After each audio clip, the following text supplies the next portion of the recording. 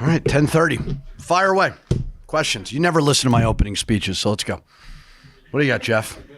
Yeah, sure. I want to start at the end with Jovan and the shot. He's in here telling us that the top of the key or three that he hit earlier kind of gave him some confidence, and that he was campaigning to Donnie in a timeout. Like, I'm going to make it. Yeah, I told him you looked like Shaq at the free throw line and Steph Curry from three. That's what I said after the game.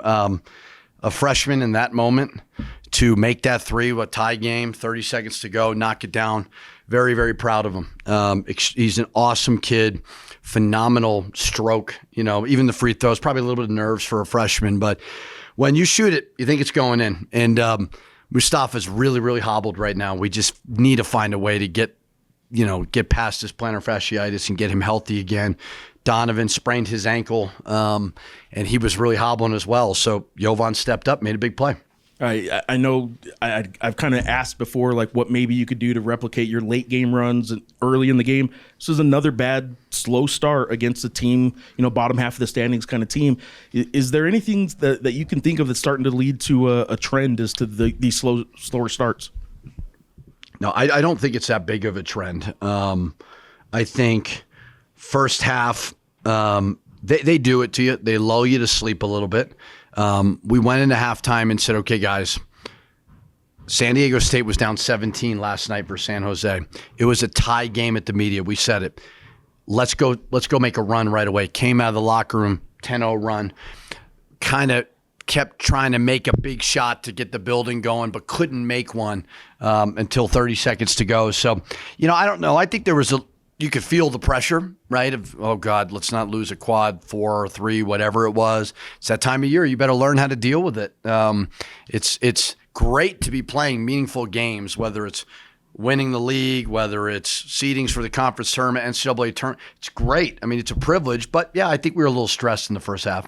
And then Nelly, obviously foul trouble kept him on the bench a lot longer than I'm sure you would have liked. But when he did come in late, you could tell he couldn't defend as aggressively as he might have wanted to, but he was pretty good those last couple minutes. I thought he was really good. We had to get through it. We mixed up our ball screen coverages. We're normally really aggressive. They hurt us at their place with that, hedging ball screen. So we went to a drop coverage. I'm not sure that was the best thing. So we went back to the red, got a key turnover at the end. But yeah, I mean, Nelly, he needs to be in the game because, people talk a lot about Donovan, but Nelly, I think, could be the best big guy in our league for sure. Compared to the first time you guys played, where do you feel Wyoming improved the most? Well, they didn't have Obi, and he's really good. And he kind of has like this NBA game where he can shoot some mid-range. He's got a high release, kind of rocks back a little bit, so it's tough to challenge it. So I think that part really good. Other than that, I think Sundance does a really, really good job. I mean, he's building a culture. He's going to get it going. We're fortunate that he didn't win tonight, but they're just a tough physical team. For Jovan specifically, I know you've talked about subs looking like they belong when they come off the bench, especially for a freshman. Where do you feel like his game has allowed him to have such an impact in big moments? It's not typical. Well, we're throwing him in the fire right now because of Mustafa. We like I said before, he needs to live in that training room. He needs to get healthy. It's probably not going to get significantly better, right? Because we're in the middle of this whole thing. But I've loved the progression of Jovan. He's got a little bit more minutes, and he continues to always have a phenomenal attitude. Like never a bad day, great spirit, great energy. So that shot couldn't happen to a better kid. Coach, you mentioned Nelly got going a little bit late, but Cole Henry and Coach Janis were very physical with him, rode him up the lane, and made any post-entry real hard to get. And you talk a little bit about how he adjusted that, and he really came through when you needed him. Yeah, I mean, they're a very physical team. They could be the most physical team in the league. And they don't really mind fouling, and we missed 16 free throws. They want to be aggressive. I think what Coach Wicks is doing is building a culture for the future. And they're not going to back down to anybody, especially in the physicality piece. So we left a lot of points at the foul line.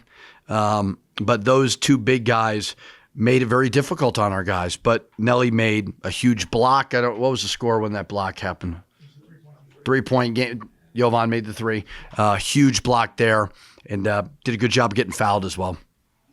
Coach, Wyoming shoots 62% from the field in the first half. It seemed like every single play in the first and second half, they were just running high pick and roll and put you guys in some tough spots. Can you talk about how you defended that? And, you're going to play a team in Utah State on Sunday who's going to set a lot of screens. So how can you guys get better? Yeah, we did not defend it well, right?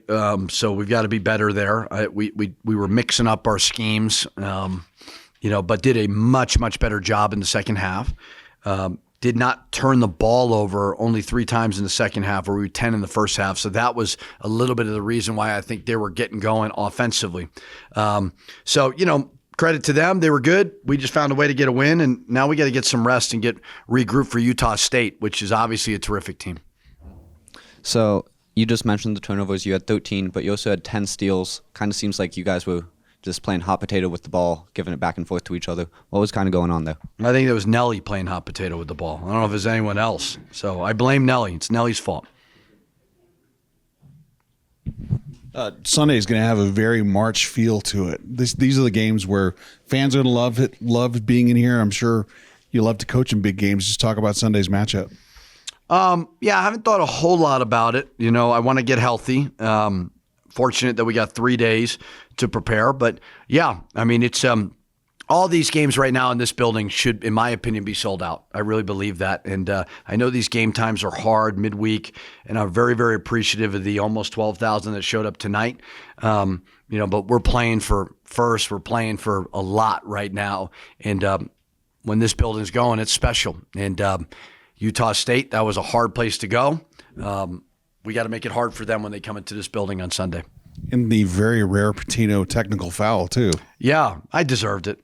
I wasn't happy with, it was. I thought he was grabbing his hand, Obi was, and it was one of those kind of rare where I slapped and he turned. So I earned it. I don't get a lot of them, but I got my money's worth there. And then one last thing about Jovan, he did talk about in the huddle, he's basically lobbying for that shot. That's still a lot to put on a true freshman.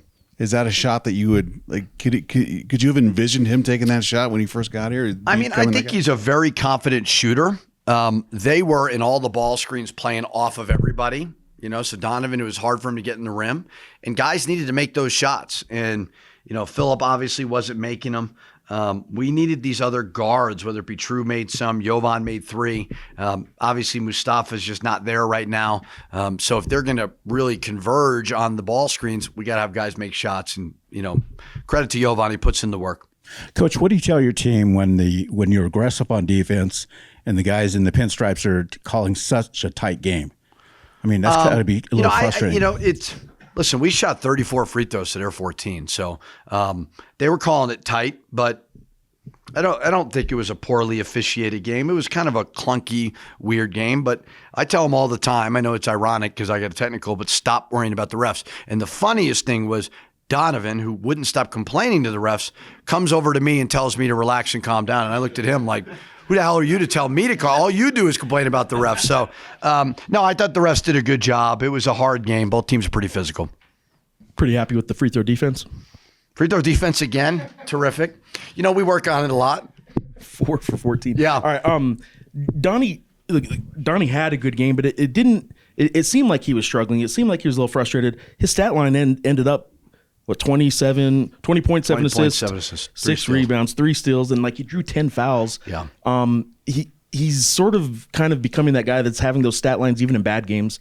What do you have to tell him in games like this where he is maybe a little frustrated early? I think he gets frustrated when he doesn't get foul calls early in the game. And we've told him over and over again, please stop worrying about the refs. Just play through the contact because he goes in there hard. And there may have been 1 or 2 that could have gone his way that didn't. He's got to find a way to move on and lead the team. Then he got banged up at the end. I don't think it's anything too serious, but he was really rolling in the beginning, the middle of the second half. But I think a lot of why he may not have been as great was they were playing off other guys, and those guys have got to do what Jovan did and step up and make a shot.